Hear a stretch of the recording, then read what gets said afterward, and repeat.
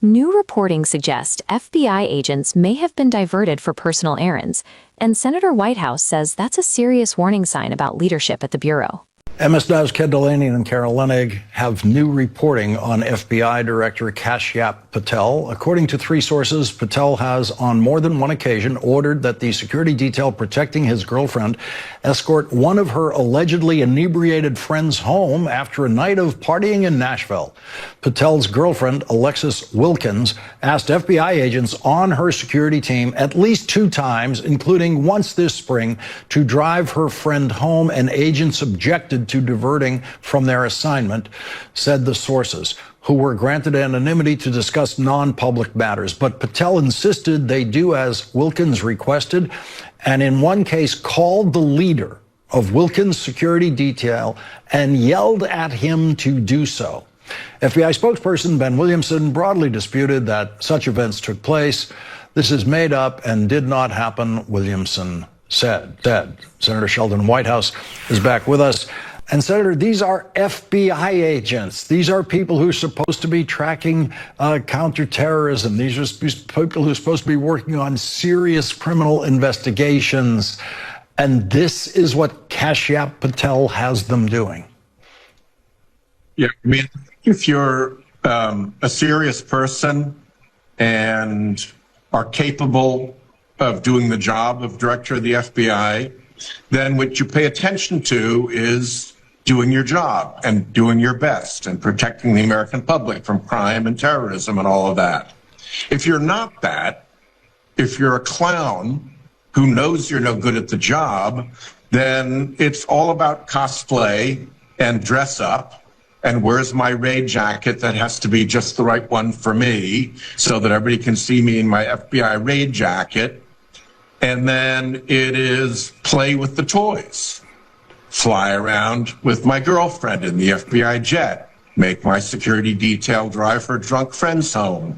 And it's a signal of how these people approach their jobs. They're not serious people. This is their chance to basically play at being the FBI director, and they're distracted by the toys and the fun and games of it all because fundamentally they're not up to doing the real job.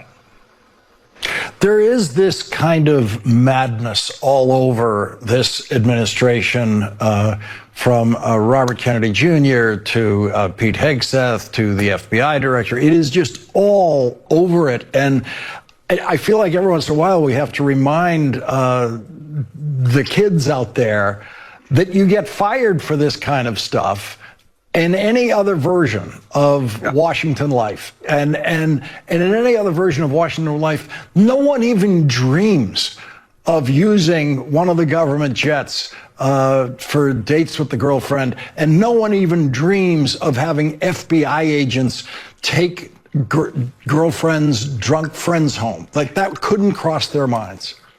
Nope, and there would be real sanctions. But in this case, it's like they've all come to a giant costume party in which they get to play act at the roles of really important jobs. And they get to have the security details and the guy with the thing in his ear and the black limos and the fancy office and people calling them Mr. Secretary or Mr. Director, and the jets and the whole thing.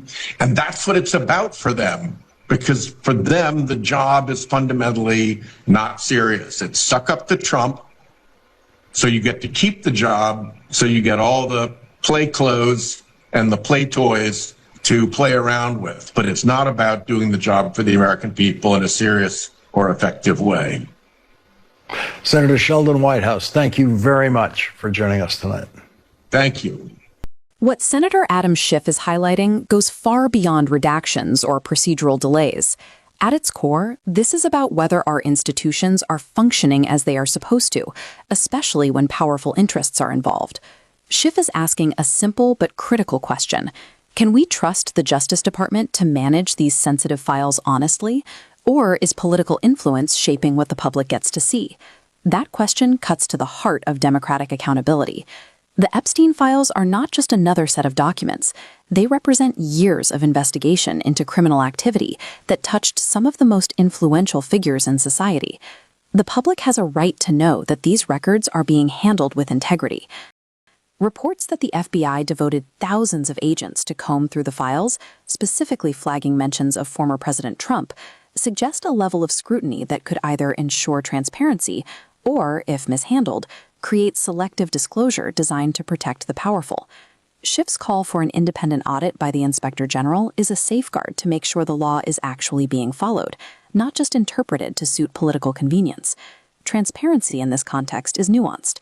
Redactions are perfectly legitimate when they protect victims' privacy or ongoing investigations, but history shows that redactions can also be misused to shield wrongdoing or embarrass political opponents. Without independent oversight, there is no way for the public, or even Congress, to distinguish between legitimate privacy protections and selective concealment. This is why Schiff emphasizes the importance of the IG reviewing the custody of these files and verifying any logs of withheld documents. It's not paranoia, it's a necessary check to ensure that justice is impartial. Schiff also situates this within a broader pattern of troubling DOJ behavior. Repeatedly, the department has tried and failed to indict New York Attorney General Letitia James, even when presenting cases to grand juries where probable cause standards are relatively low. These failures illustrate a broader issue. If leadership is politicized, the department risks becoming an instrument of retribution rather than a neutral enforcer of the law. By connecting the Epstein files concerns to these broader DOJ patterns, Schiff is helping viewers understand that this is not an isolated incident, but part of a systemic challenge in how the department exercises power. For viewers, the lesson is clear. The health of our democracy depends on institutions acting in good faith. Transparency, independent oversight, and accountability are not optional. They are essential. When redactions or missing documents hide inconvenient truths, trust erodes and public faith in the justice system suffers. Schiff's push for an IG audit is about more than seeing the files. It's about reestablishing confidence that laws are applied evenly and that no one is above scrutiny. This is also a human issue. Victims, survivors, and everyday citizens are directly affected when justice is incomplete or opaque. Understanding the process behind these decisions, how documents are reviewed, what gets withheld, and who makes those calls, helps viewers see why oversight matters. It's not about speculation or politics. It's about ensuring the public can learn the truth, and that institutions are held accountable to the standards they claim to uphold.